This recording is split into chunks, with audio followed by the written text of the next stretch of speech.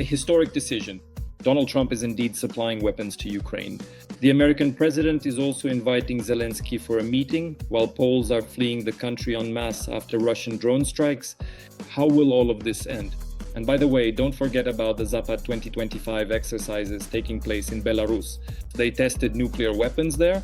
My name is Alexander Prepodobny. Please welcome our guest on the Razborka project. Friends, let's welcome Boris Pinkus, public figure and president of the Ronald Reagan Republican Club, to the Razborka project broadcast. Boris, we're glad to see you. Well, what can I say? Go ahead and brag that your channel has launched, I know. Good afternoon, dear friends. Thank you. I'm glad to be on your channel, as always. And yes, I am happy to share some good news with our viewers and listeners. Well, to be honest, under a lot of pressure from our listeners and from all sides, from many countries, we launched our own channel. It's called Pinkus News. And I would be glad if all our listeners from this channel would also join our so-called channel, which is called Pinkus News. You'll learn a lot of interesting things there. Of course, Ukraine is the main topic. Israel, Ukraine, America, these are the main topics, and there will be a lot of new and interesting content. You will meet interesting people, new friends of Ukraine, whom you don't know yet, but who are still in the shadows. These are selfless people who are trying to help Ukraine win. That's how it is. So I would be very glad if you would join our channel. Friends, the link is in the description. Please subscribe to Boris Pinkus's channel. We'd be happy to see you there. Boris, so shall we get started? This is probably one of the most important questions. It was Marco Rubio who let slip that Zelensky and Trump might meet in the context of Trump once again saying that in a room where for some inexplicable reason two people hate each other, Putin and Zelensky, he himself must be present. So that's the agenda ahead of their possible meeting. Tell me, please, will Trump try to pressure Zelensky into anything? What does Zelensky need to do to avoid getting caught up in yet another diplomatic scandal, which is very easy to do with Trump, considering his desire to create such a scandal and use Ukraine for it? Your advice and recommendations as someone who knows well what's happening in America right now and what the mood is there. Well, first of all, I don't think this meeting will take place for one main reason. Let's ask ourselves a question. The goal. What is the purpose of this meeting? For both Zelensky and Putin, their goals are strictly opposite. Putin wants Ukraine to surrender, not resist, to accept all his conditions that lead to the occupation, the complete occupation of all of Ukraine. And of course, Zelensky does not. President Zelensky, it now apparently seems, is ready to agree to a ceasefire that would be established along the current front line. This is the line that today separates the 20% of Ukrainian territory currently occupied by Russian forces from the rest of the sovereign nation of Ukraine. And of course, Zelensky would only agree to this under one more condition: if Ukraine's security is guaranteed by Western countries, primarily the United States. That's it. And if these conditions are not on the agenda for the meeting between the two leaders, then there's no point in meeting. What's the point? Just so that Trump, who doesn't care how much Ukraine gives up or surrenders, even if Ukraine says, I surrender completely, that's it, no problem, Trump will applaud and say, this is my achievement. Peace has come there. But that's not going to happen. Let's be realistic. Who would allow Zelensky to do that? No one. No one. So what Trump is saying is utter nonsense. It's not going to happen. It won't take place. Absolutely. I'll say it again. Meeting just so that Trump can be everywhere saying, see, I brought them together. If they can't reach an agreement, that's not my problem. I did what I could. No one before me brought them together. I did that. Do you see how it is? So Nobel Committee members, whoever is sitting there, keep in mind, I did this for more than 3 years. Thousands of people are dying, Russian soldiers, Ukrainians. What does that have to do with me? Our people aren't dying there. They're the ones dying, but I brought them to the table. And if they can't come to an agreement, that's their problem. Let them make concessions, let them negotiate. That's one interpretation of Trump's logic based on his recent behavior over the past 6 or 7 months. So I don't think this meeting will happen right now. The meeting between Zelensky and Trump will be very important. When Zelensky is at the UN session, they will meet with Trump. There's no doubt about that. But Zelensky will clearly state his position. But unfortunately, Trump's fundamental problem is that Having failed to secure any meaningful concessions from Vladimir Putin, let me remind you, over the entire course of these past 7 months, Putin has not made even a single solitary concession. On the contrary, he's becoming more brazen, more aggressive, more provocative. And today he is clearly showing that he is no longer fighting against Ukraine, but against the entire West. The most vivid example is the incidents where about 24 Russian drones have entered Polish territory, and now drones are even flying into Romanian territory. This shows that Putin no longer doubts that Europe is almost in his pocket. Now it is clear he is aiming for something more. He is demonstrating to the West what he sees as the impotent West, that the North Atlantic Treaty Organization does not truly exist, and that it is, in his view, a useless organization. Ukraine is simply a gift from God, which from the very first day has been defending NATO, not the other way around. And let me remind you once again, my friends, if Putin simply goes around without touching Ukraine any further, the other territories, if he goes around, the Baltics, Bulgaria, Poland, Romania, they will all just raise their hands like this, just like that, and say, for God's sake, we're with you. Please don't kill us. That's what Europe is like today. That's what Europe is like today. And so, of course, today Trump is arriving in the United Kingdom. A very important visit. Of course, it is fully expected that Keir Starmer will be talking about the serious situation happening in Eastern Europe, confirming that the United Kingdom is absolutely ready to send its military planes and also its various weapons. But that's just not enough. Today, America's fist is needed more than ever because the appeasing stance toward Putin has led to what we have today. Keep tolerating it, and these drones will start falling on Paris and London too. I wouldn't be surprised if they start falling on our Alaska as well or somewhere else. Something is bound to fly in 100%. I'm not surprised by this. And this is precisely why former President Trump's truly shameful desire to rename the United States Department of Defense into the Department of War, operating under the flawed assumption that this would serve as a better deterrent, is fundamentally disgraceful. Show your power through actions, not through names or labels. You know, unfortunately, we also have quite a few supporters, well, members of the Republican Party, who just shrug and say, what does that have to do with anything? Show us that you actually know how to fight in practice. We're not pushing you into war. Help those who are fighting for our values. That's what needs to be done. Therefore, of course, there will be pressure on Trump in the UK now. There definitely will be. Today, our political experts are recalling the visit of then President Ronald Reagan to the United Kingdom back in 1982, a time when a significant number of protesters were demonstrating against him.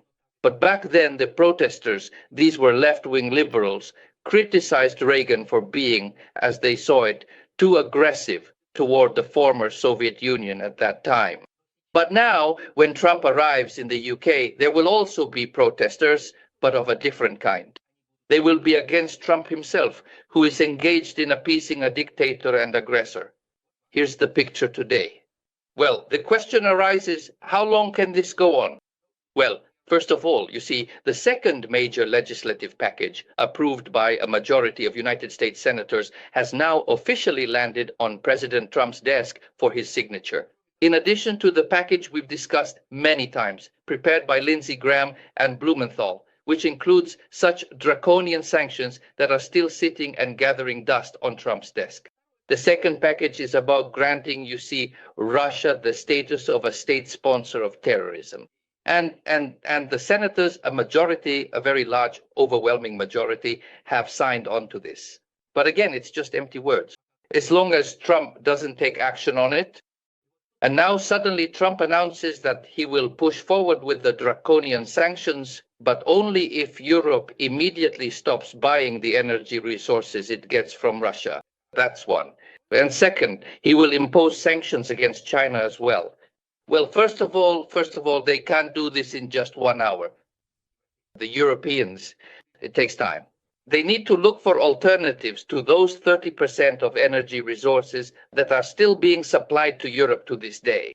This includes not only the raw energy resources that are directly supplied from Russia, but also what the European continent is actually buying in the form of refined oil and gas products that have been processed somewhere else. So as you can well imagine, there is a very long and complicated supply chain involved in all of this. And Europe won't be able to cut itself off from Russia so easily in a short period of time. It simply takes a great deal of time. And that is exactly why this completely foolish and misguided linking of sanctioning the Russian Federation with Europe's hypocritical, let's be honest, two-faced attitude, this won't help. While this bickering goes on, rockets keep falling on Ukraine, civilians and soldiers continue to die, and infrastructure is being destroyed. This is a disgrace to our image, to America. Question. Keith Kellogg, Trump's special envoy for the Russia-Ukraine war, said that there were discussions in the Oval Office, yes, where the Russian and Ukrainian armies were compared. And in general, what can America do in all of this? He says, someone said that the Russians are very strong, they're too strong. And Keith Kellogg says, and I said, we'll kick the Russians' asses and there's no need to be afraid of them. And everything in that spirit. Trump recently called Putin and Russia the aggressor. And at the same time, I'm reading the following. Trump was just asked a question. Here he comes out, as I understand it, from his office or residence regarding the patriots of Ukraine. He says, I'll put it this way. I love the people of Ukraine, but the country is in a tough situation, in a difficult position. This should never have happened. This war would never have happened. So on the one hand, they talk about kicking asses, and on the other hand, they can't even answer whether they'll provide patriots, which are just used to shoot down missiles. How does all of this fit into a single idea? Unfortunately, Trump still hopes to negotiate peacefully so that Ukraine will make concessions and Putin will be satisfied with that. With this belief, Trump demonstrates his complete ignorance. He doesn't know Putin's main goal. Absolutely. Every voice matters. Join our community, support independent journalism and help us bring you the truth from Ukraine. Become a member of Ukraine Today. Join us now. You can negotiate. Patriots defend Ukrainian cities. They're not even offensive weapons. Absolutely. I'll tell you more, my friends. Right now, after these drone crashes on the territory of Poland and Romania, Europe has suddenly perked up and decided to allocate funds for a system, for strengthening missile defense systems. And Poland was allocated 50 billion more than anyone else. Everyone else got less. But Poland got 50 billion for strengthening its missile defense systems. So you know what? You won't believe it. A question arises. On one hand, one group of politicians says, maybe it's time for the West to declare red lines so that Russia has no right to cross them. And these red lines should be drawn specifically along the border between NATO member countries and Ukraine. Just pay attention to that. And the other group says, are you idiots? So if we now declare red lines separating NATO member countries from Ukraine, that means we are essentially admitting that Ukraine is worthless. In other words, we're allowing Putin to do whatever he wants with Ukraine because it's not a NATO member. But if you, Putin, cross the red line bordering NATO member countries, then we'll really hit back. But thank God Sikorski spoke well. He said very clearly, listen, this is the Polish foreign minister. Wait a minute, he says, how can this be? If anything, we should now declare a no-fly zone over Ukraine, and then we can say that we are protecting ourselves. We need to help Ukraine defend itself today, not protect ourselves for now, by handing Ukraine over to Putin entirely. That's how the conversation stands. And that's the honest truth. Unfortunately, now it will be very important to see what position Starmer takes. It's a pity Boris Johnson isn't there. That's who we're missing, really missing. Well, to hell with it, let it be Starmer. But he's under pressure there too. He understands that if he doesn't take a tougher stance on defending Ukraine and demanding things from Putin, I don't think Britain will benefit from that.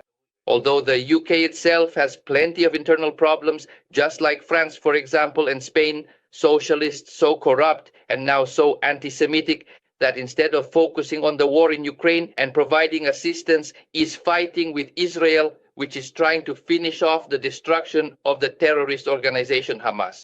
In short, the situation is extremely serious and Trump will have nowhere to turn.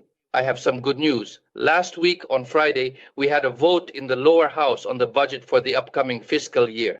And it's worth noting that the Congresswoman Marjorie Taylor Greene, described as brainless, reckless, and notoriously inept, and famous in the very worst sense of the word, still proposed to exclude essential aid to Ukraine from this particular budget. Fortunately, that proposal failed. 342 out of 435 members of Congress voted to include it in next year's budget. Billions, several billion. The exact amount is still being discussed. Several $billion in aid to Ukraine. Let me draw your attention to the fact that this is direct American money, given as a grant. And as for Trump aiming to sell weapons, that's a separate issue. It has nothing to do with these budget funds. Let me add something here, Boris. Look, I'm looking at a news report from Reuters. It literally just came out in the last few minutes. The US president's administration has, after all, approved the first package under Trump. That's what the media are reporting. Military aid, which was funded by NATO allies. So, as I understand it, the United States was commissioned to supply weapons, right? It was funded, and Trump signs it, even though he's supposedly against doing it. Here in Ukraine, it doesn't matter to us whose money it comes from. Exactly. Is it the equipment that will save our lives? That's clear. That's it. Well, yes, so it turns out we're talking about $500 million so far as part of the list of priority needs for Ukraine. That's what they're writing, referring to certain documents. Well, we'll see. Yes. But let me reinforce what you just said. They're not empty words, that's true. The thing is, Trump, just a couple of weeks ago, actually gave the order to the Pentagon. No, actually more than a couple of weeks, a month ago, to the Pentagon to sign contracts with 2 American corporations. One of them produces the well-known Ream missiles, air-to-surface cruise missiles, more than 3,000 units. And the second group is air-to-air missiles called Sunrise, like the Sunrise. These are impressive missiles with a range of 2,000 kilometers or more, air-to-air class for aircraft. In other words, they are intended for attacking, aircraft already within Russian territory. This is what Trump is signing off on. Look, I often ask myself, well, what does Trump want? On the one hand, he seems to be signing aid for Ukraine, but at the same time, he says such nonsense. And many are worried that if Zelensky comes now, Trump will start putting pressure on him, because right before boarding the plane, before flying to Britain, Trump once again told journalists that it takes 2 to tango. They're both to blame, both Zelensky and Putin. Someone has to make concessions. This ridiculous thing of his, he keeps coming back to it, what he was saying a month, 2, 3 months ago. So it's quite possible that he'll put pressure on Zelensky, saying, well, Zelensky, listen, how much more can I give in? What, do you want me to give up all of Ukraine? That will never happen. That's it. Let's freeze things along this line for now and move forward from there. Just like that. Only this way. Besides, Putin has a whole list of other demands. Is it just this? Putin also demands that no peacekeeping forces be deployed, that Ukraine renounce NATO, and that the West stop arming Ukraine. Well, if Trump likes that, let him put pressure on Ukraine, but I don't think the American people will like it. I've said it before and I'll say it again. 64% of Americans support helping Ukraine until its complete victory, plus there's bipartisan unity. Right now, one congressman after another is announcing that they won't be running for re-election. Do you know who has announced they're leaving Congress?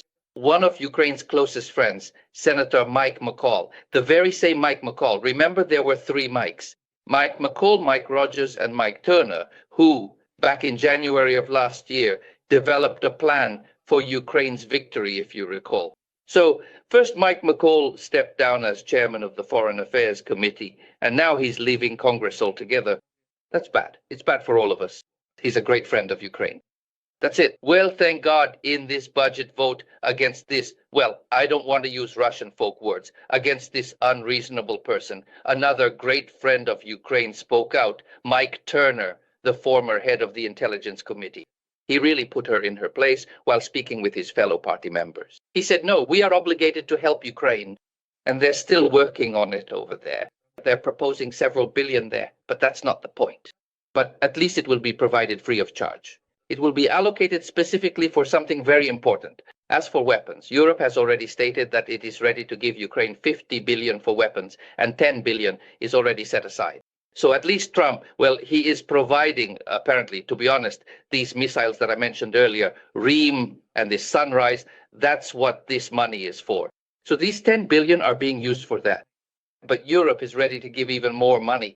But on the other hand, my friends, we can't ignore another issue.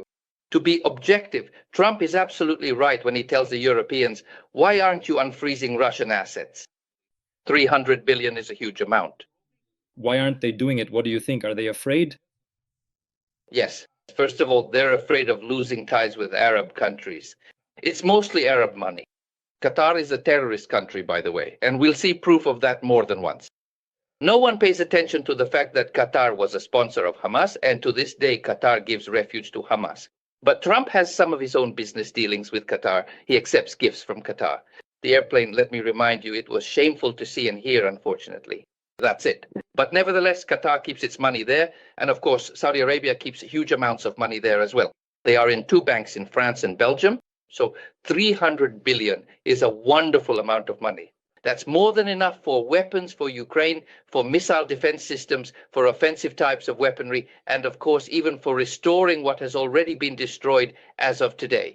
Moreover, I would direct this money to the military-industrial complex, to those types of weapons that Ukraine is already demonstrating brilliantly, showing what it is capable of, especially drones. Today, no one in the world can match Ukrainians when it comes to inventing drones that are as accurate as Western ones and even surpass them in terms of cost. They are cheaper than Western drones. This is what needs to be supported. But I'll tell you straight, Trump approves of this. He even gave the order for our corporations to come to Ukraine, to work together with Ukrainians, and even to buy Ukrainian drones in Ukraine. That's what it's come to. All right, let's do it tit for tat. We give you our drones and you give us Patriots, whatever we need. That's the only way. Let's do it like that. To elaborate further on this subject, and as I have previously mentioned on the air, you know, there is a notable level of concern developing within certain circles regarding this widely discussed Ukrainian operation, which has been given the codename Web. People here started asking, listen, what if someone gains access to similar projects and ends up on our territory with such a project hitting us from the inside? And that's on top of all the chaos inside the country. The division, just look, it's not just inter-party, but there's real confusion within the country itself. So where's the guarantee that there aren't still a lot of illegal immigrants on our territory, especially from Russia? Let me remind you, more than 20,000 Russians crossed the border during Biden's time in office. So where's the guarantee that there aren't KGB agents among them and so on? That's why people are asking these questions. We need to get closer to the Ukrainians, study the methods they're inventing, like Pautina, and then even find an antidote so that something similar doesn't happen on our territory, on American soil. In other words, work together with the Ukrainians, learn from them. That's the way the conversation is going. And for this, Congress is already allocating funds and giving the green light to those companies and corporations that are ready to cooperate with the Ukrainians. We're talking about working in the western regions of Ukraine, closer to Lviv Oblast, Ivano-Frankivsk, in that area. In other words, there are plenty of reasons and motives for our military corporations to come closer together and intertwine. That's good. It's a solid foundation for the future. This gives us optimism. All that's needed is a political decision. In conclusion, I'll just say, because it seems like there are no other options here, we have to bet on Ukraine. I understand this is speculative, but nevertheless, there's Wyborcza, that's a publication, as I understand it, a media outlet, and they also conducted a sociological study in Poland. After the attack by these, armed drones in Poland, Poles began actively searching for housing abroad. The number of housing inquiries in Spain from Poland has tripled. But again, that's the result, essentially. Who should we bet on? Boris. Yes. Thank you very much for joining us on the air. Friends, Boris Pinkus, let me remind you, has finally launched his own YouTube channel as requested by the people. Subscribe to Boris Pinkus's channel. Let's do it. He helps us, so let's help him gain subscribers. Besides, I'm sure there will be interesting streams and insights there. The link is in the description. Boris, thank you so much. Thank you, guys. We are always proud of you, and glory to the great Ukrainian soldier who is saving all of us, especially against the backdrop of provocations that Putin is now staging, not just somewhere in Ukraine itself, but already outside Ukraine, on the territory of Europe itself. And in this regard, you start to admire Ukraine even more. Just amazing work. Thank you for that. And glory to Ukraine. Glory to the heroes, to our warriors. Thank you very much, Boris. We'll let you go now. All the best. Thank you. Thank you, guys. Take care.